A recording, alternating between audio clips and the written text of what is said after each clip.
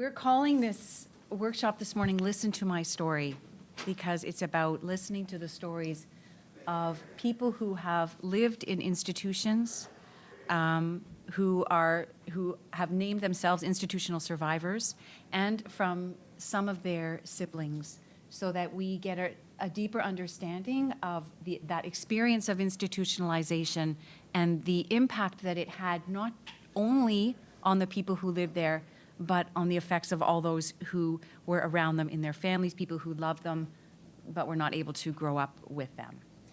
I want to introduce the panel right now so that we all know who everyone is.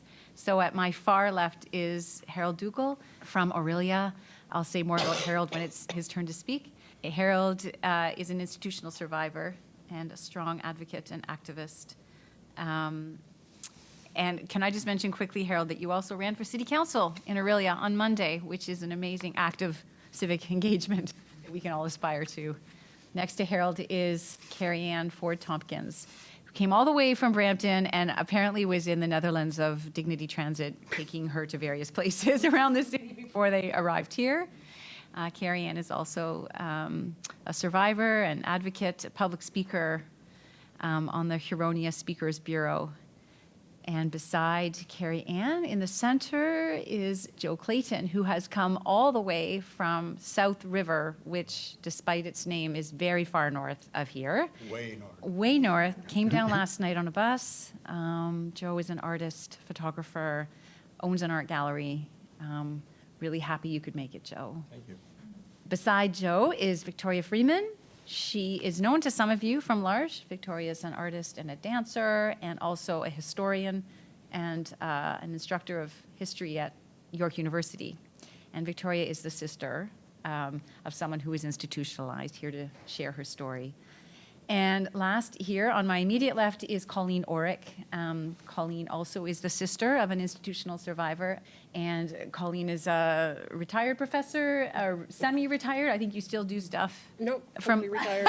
from Loyalist College, where you were teaching in the disability service worker, is that right? So the DSW program? DSW, Yeah. Developmental Services Work. Developmental Services Worker program in Belleville. So welcome to our panel.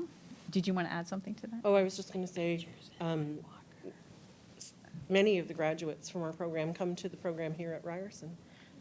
Yeah, great. So welcome to everyone, and I'm very grateful to the panel for the amount of effort it took to get here. A lot of distance traveled. So these are our goals today.